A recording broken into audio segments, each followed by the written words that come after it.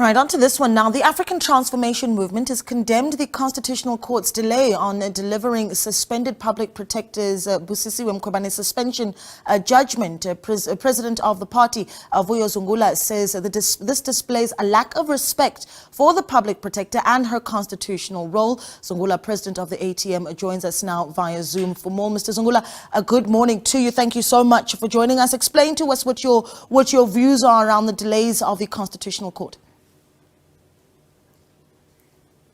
Morning. Look, in June last year, we know that there was a complaint that was submitted to the public protector, Advocate Mkhwebane, on the role or the violation of Mr. Ramaphosa in relation to Phala Phala. Few days after that, the public protector confirmed that the complaint has been received and the investigation will be done. Then immediately after that, she was suspended by Mr. Ramaphosa, which is something that is wrong, because you cannot suspend someone that is investigating you. Now, on September last year, the High Court in the Western Cape ruled that Mr. Ramaphosa acted in a manner that was unlawful, in a manner that was an abuse of power when he suspended Advocate Mkhwebane. Now, in November last year, you find that this matter was heard on an urgent basis by the Constitutional Court in order to allow Advocate Mkhwebane to return to work and to fulfill her constitutional duties as a public protector. That was heard on an urgent basis. Now, we are sitting here almost in July already, and that judgment has not been handed down, meaning what the Constitutional Court has been doing, it is aiding the unlawful conduct of a president that unlawfully suspends people that are investigating him. So it is our view as the ATM that, number one, you have a judiciary in our country in which we operate in a constitutional democracy system whereby the last line of defense, when parliament fails, when the executive fails, people ought to trust the Constitutional Court or the judiciary to adjudicate on matters. Now, if the same judiciary that is trusted to effect justice in our country has been Mr. Zungula, are you still there? Acting in a manner that brings injustice to Mkhwebane by delaying a judgment. Can you hear me? Yes, I can now. Continue, please. Can you hear me? Yeah, so when you have a Constitutional Court that is the one that is acting in a manner that brings injustice to Advocate Mkhwebane, then that will erode the trust that people ought to have on the judiciary. So it is our view as the ATM that this judgment should be released as soon as possible, so that you do not have an academic judgment whereby after the term has ended, the Constitutional Court rules that Mr. Ramaphosa was acting in an unlawful manner, because at that time it will make no material difference to the role of Advocate Mkhwebane.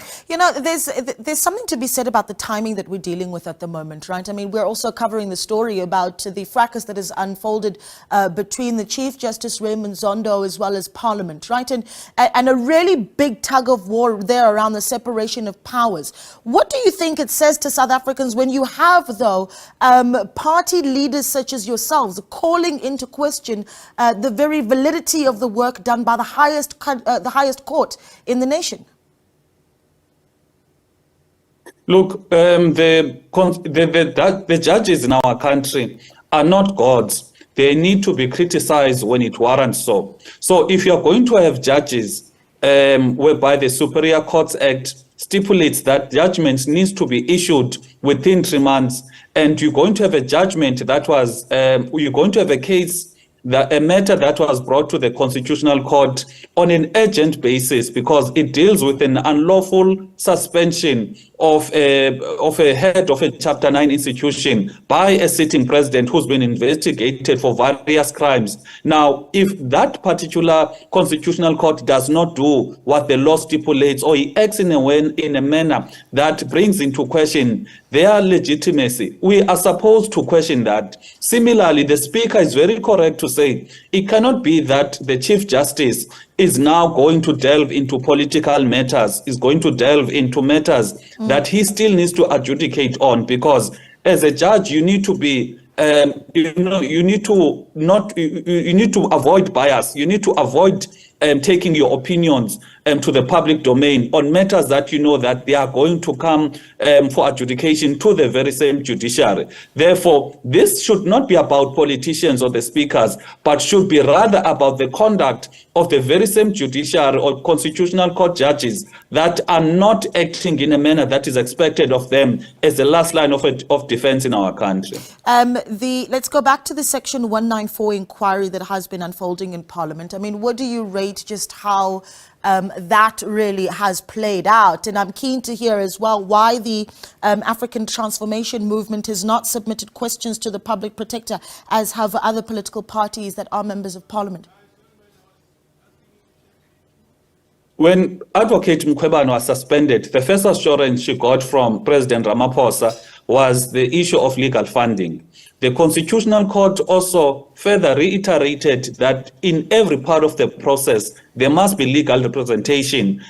She must be afforded legal representation. As we sit here now, Advocate Mkhwebane does not sit with legal representation. And the fact that they've changed the method of the inquiry from oral evidence into written evidence, now that does not take away the need for Advocate Mkhwebane to always be given, to be afforded legal representation. Therefore, as the ATM, we cannot legitimize an unfair process because, number one, that process currently is violating a constitutional court order that stipulated that she must always be afforded legal representation. Number two, the basic principle in terms of our constitution of legal representation. Therefore, it is our view that ATM cannot take part in a method or in a process that undermines the basic principle and basic human rights of our citizens. Secondly, it cannot be that we are going to allow a case whereby Parliament, which is a lawmaking institution that needs to oversee the functioning of the executive, we cannot allow a Parliament that will violate the very same laws that is elected, to actually craft in the best interest of our people. Yeah. So that is our view as the ATM. Let me play devil's advocate here, though, if you'll allow me, Mr. Zungula, because ultimately one could argue that what you are doing and not participating in this process of even sending questions to the public protector is to some extent a betrayal to your electorate that has put you in those positions and given you seats in Parliament to participate in parliamentary processes. What do you say to that argument that I then put on the table? As the ATM were elected to participate in parliament processes, as long as they are constitutional, as long as they are within the law, because even Parliament itself must be subjected to the very same constitution, very same laws of our country. We cannot have a Parliament that acts unlawfully, and you are going to have members of Parliament participating in an unlawful conduct of Parliament, because we are operating in a constitutional democracy, meaning the work of Parliament must always be consistent to the very same constitution of our country. So this process, everyone knows it, that number one, the public protector must be afforded legal representation. Number two, that was a promise that was given also by the president of our country. Then the last thing is that now, as we sit here now, it is not by Advocate Mkhwebane's doing that she does not have legal representation. You'll note that there's going to be a lot of noise that is made about the amount of legal fees paid to represent Advocate Mkhwebane. But when ministers are going to court, when the very same president goes to court, the discussion is that discussion is not there. Therefore, it cannot be that we are going to have a head of a Chapter 9 institution having to defend their work in light with what she was mandated to do as the head of Chapter 9 institution. Then she's going to be forced to use her own personal money in order to fund those legal fees. Whereas when it's the president or ministers, the same argument is not advanced. So we as the ATM, we cannot take part in an unlawful conduct of Parliament. All right, let's leave it there, Mr. Zungula. It's been an absolute pleasure speaking to you. We hope to chat some more in the future. Vuyo Zungula, of course, is the president of the African Transformation Movement.